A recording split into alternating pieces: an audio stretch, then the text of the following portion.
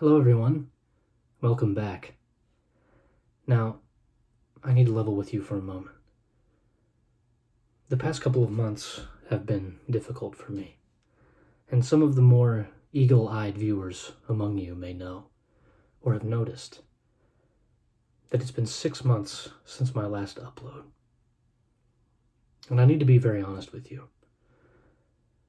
After seeing the resounding success of the last video, after getting over 100 views in the first week and accruing tens of subscribers, I think the fame started to go to my head. Not too long after, I found myself becoming somewhat strung out.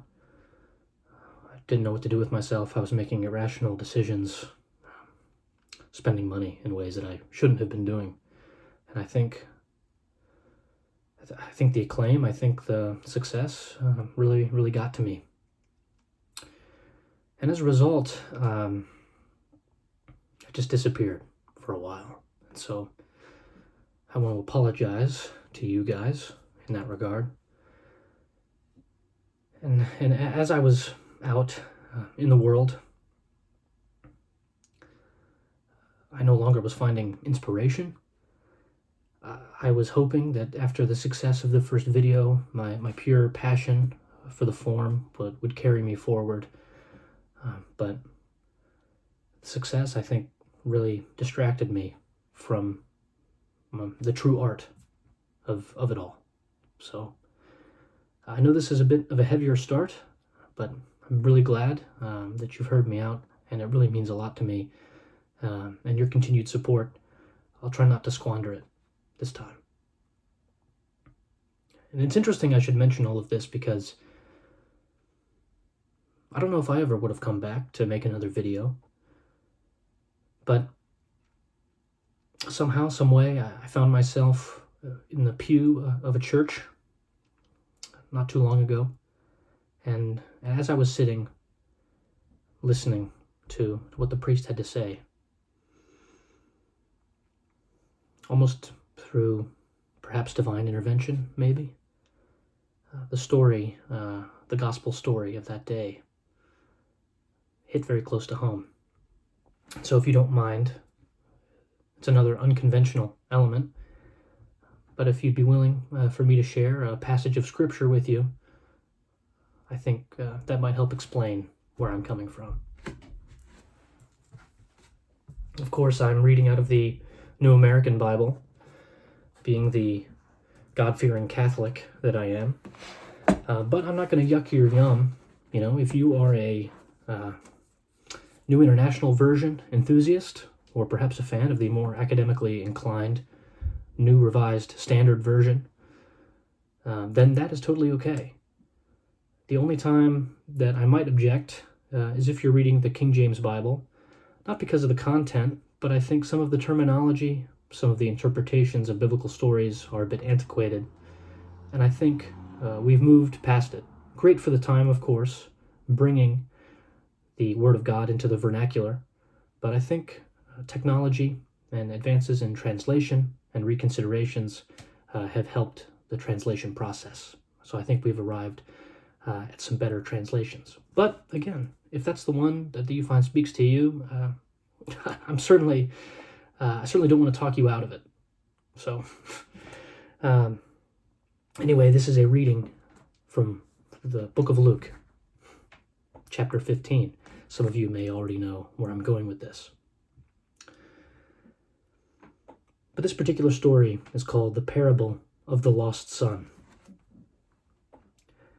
Then he said, "A man had 2 sons, and the younger son said to his father, 'Father, give me the share of your estate that should come to me.' So the father divided the property between them. After a few days, the younger son collected all his belongings and set off to a distant country where he squandered his inheritance on a life of dissipation.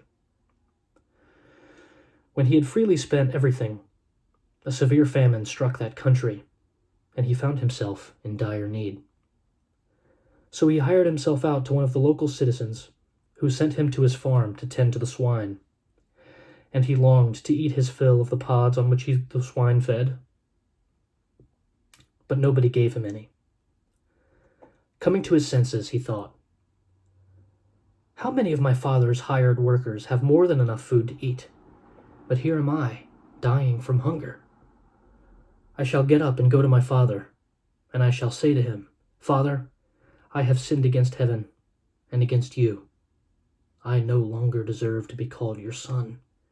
Treat me as you would one of your hired workers.'" So he got up and went back to the... Sorry, I'm getting a little choked up. So he got up and went back to his father. While he was still a long way off, his father caught sight of him and was filled with compassion. He ran to his son, embraced him, and kissed him. His son said to him, "Father, I have sinned against heaven and against you. I no longer deserve to be called your son." But his father ordered his servants, "Quickly, bring the finest robe and put it on him. Put a ring on his finger and sandals on his feet. Take the fattened calf and slaughter it. Then let us celebrate with a feast. Because this son of mine was dead and has come to life again, he was lost and has been found." Then the celebration began.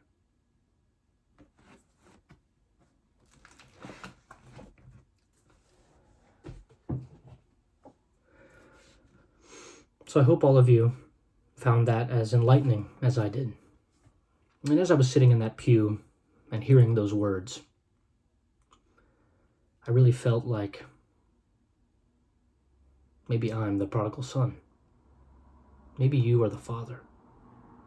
Because the reason the prodigal son is a meaningful story isn't because the son goes out and squanders the wealth of his father and comes back and continues to take advantage of him. That's not the moral. The son, of course, reaps the benefits of his father. He's young and naive, and he goes out and squanders his inheritance.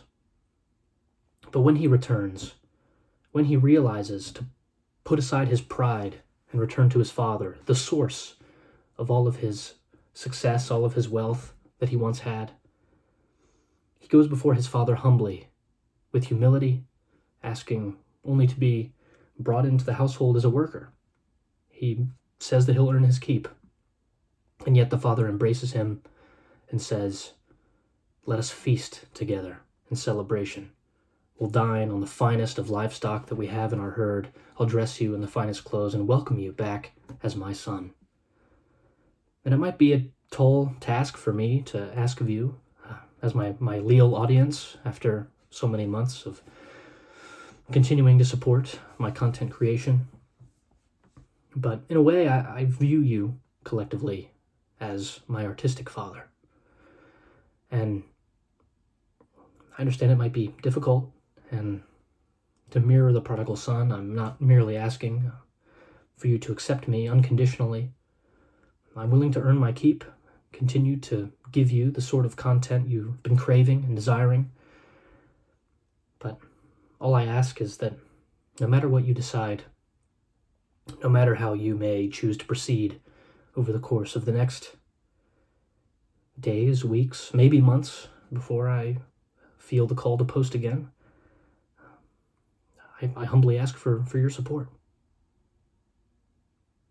With all that being said, I think it's time we feast. So today's object of affection is a little thing called the Reese's Peanut Butter and Jelly Big Cup. Now, odd capitalist twists on classic treats has kind of become a motif of this program. But when I was walking through the store and saw this on the shelf, I was just flabbergasted. I think it's one thing if you put potato chips into a Reese's cup, a little salty conversion with the chocolate. It's a classic dessert combo. Bring in some pretzels, I think that's pretty good. Maybe even some Reese's Pieces. I think that's a bit of an abomination, but I can see it's in somewhat of an inspired choice. But PB&J to me seems a bridge too far. That might seem odd because peanut butter and jelly, of course, is a classic combination, so it stands to reason that if you are a executive of a confectionery company, you might decide it a good idea to include jelly in your peanut butter product. But given that the form factor of the general peanut butter and jelly sandwich is on soft, white bread, no chocolate usually, I find this to be an odd combination, and perhaps a bit of a risky play. But as all good reviewers and all good academics and people of curiosity, I certainly can't knock this until I try it. So without further ado, let's break in.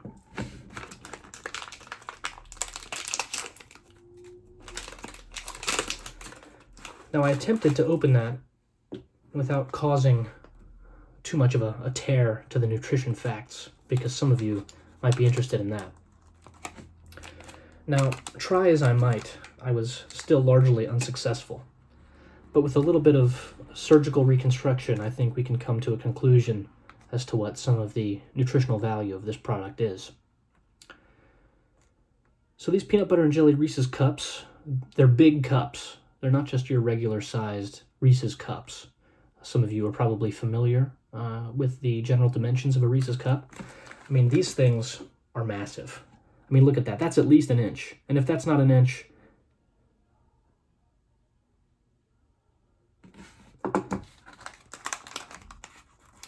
so the serving size of these is 2 per container. So we're already off to a bad start. I think, 2 of these come in a package. And so I think most people that would buy this product would largely be looking to consume both cups. But nevertheless, a 40-gram Reese's cup, big cup, with peanut butter and jelly inside of it, is about 190 calories, which I think all things considered is kind of surprising to me. I think it's surprisingly low. In fact, packing all of those saturated fats and added sugars together into this product, I would have expected it to be higher. But 190 calories for one, and somehow the math works out to where there's 390 calories per container. So don't ask me how that works. There's some rounding happening. I don't know if you're supposed to maybe eat the paper too, or if they're just expecting people who eat the whole package to have so much impatience that they just gobble, everything down, including the plastic and the paper cardboard tray that it comes on. I mean, that's possible. But nevertheless, if you're bulking, looking to hit the gym out there are 3 grams of protein per cup, and 6% your daily value of iron.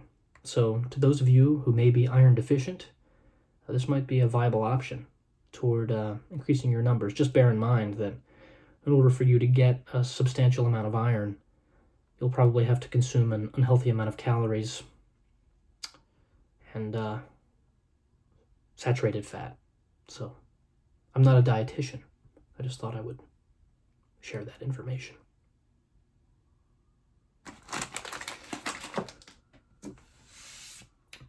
It's peanut butter jelly time.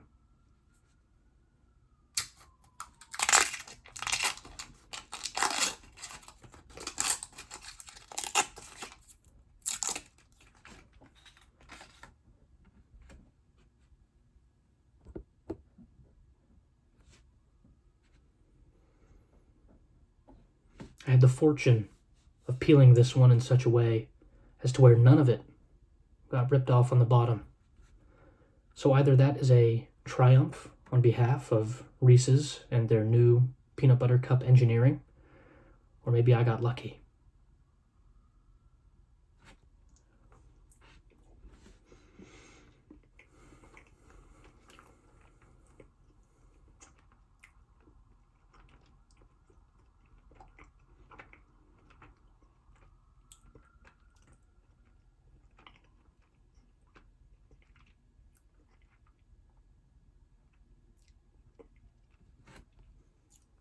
I don't know if you can see it, the cross section.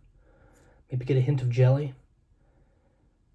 Maybe a little disgustingly oozing out. It's definitely supposed to be grape jelly. So there's that.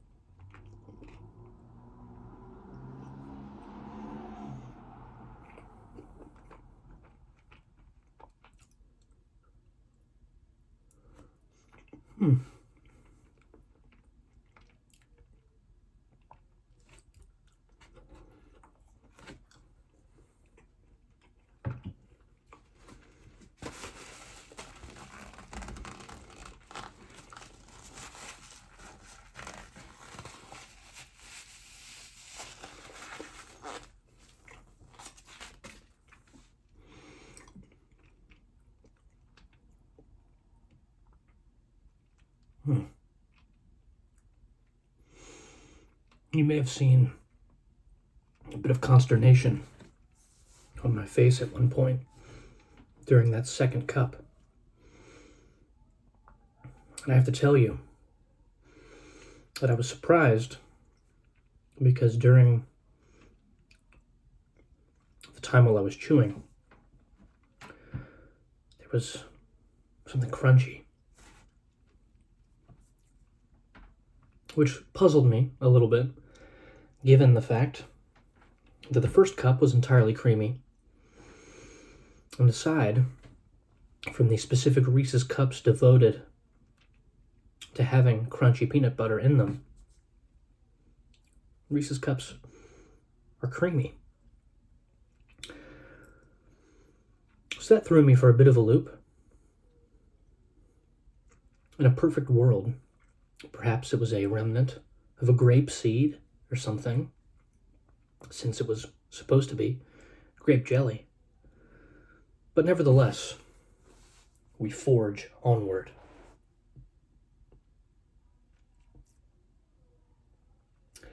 It was interesting. Very interesting.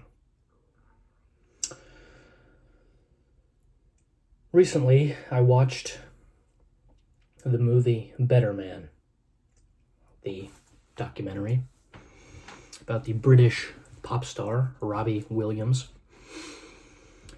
And after I was able to get past my disappointment that it wasn't about Robin Williams, I began to question and think to myself, why exactly is the main character of this movie a chimpanzee? Now, artistically, I understand the desire to depict yourself as a chimpanzee in order to set yourself apart from the rest of the cast, from the rest of the world, to perhaps paint yourself in a negative light or in a bit of a different light to show just how you felt during your time coming up as a popular musical artist in the United Kingdom. And yet, I sit here, as I sat there, watching the film, and I thought, beyond that rather superficial and somewhat vacant desire to depict your principal character, your protagonist, in a way different from the rest of the cast, I found that it didn't really work. Merely, I was distracted. For most of the film, I thought to myself, this is a bit more of a gimmick than anything else. And in a way, that's sort of where I am with the Reese's peanut butter and jelly cups. I don't think I can tell you whether or not I would actually eat these, aside from the fact that there's purple on the packaging, cool color, a cool ooze, and a shiny glisten to the jelly on the package. And in case you didn't see it before, here it is again. I mean, that's a sharp package right there. And so when you're walking through the store, I can understand why one might say, hey, you know what, I'm going to pick that up. I did the same. It worked on me. The marketing definitely was successful. And I think that's what they were trying to do on Better Man. I think they were trying to make a film that people would say, oh my goodness, is that the Ape movie? And then they would go see it and they would say, yeah, it was. And there was fighting, surprisingly enough. So, all in all, if you're into gimmicks, if you're into consumer capitalism and spending money on things that don't make any sense and are somewhat superficial and vacant, I guess you can eat these.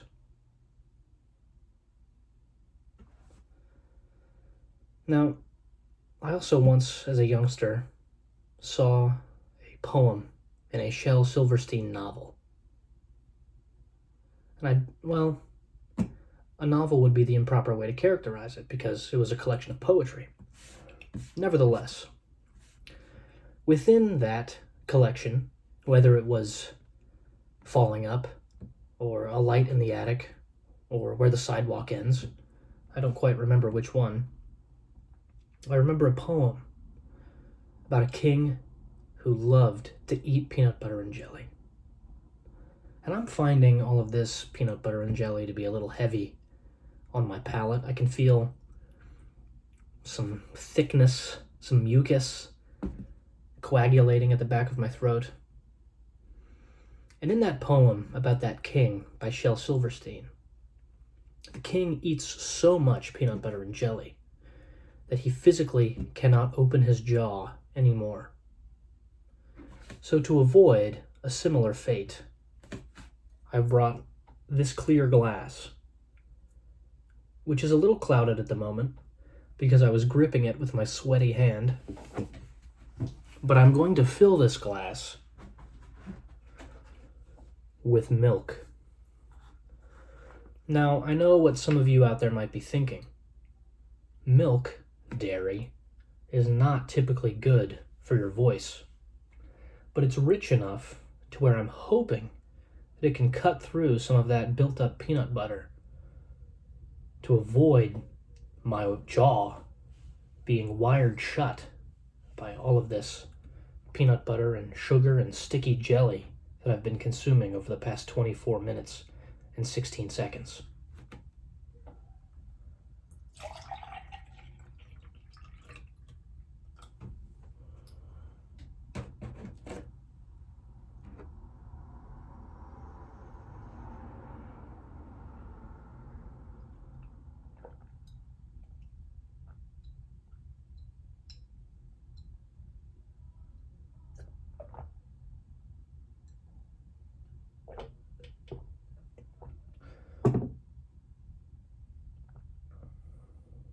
Thank you.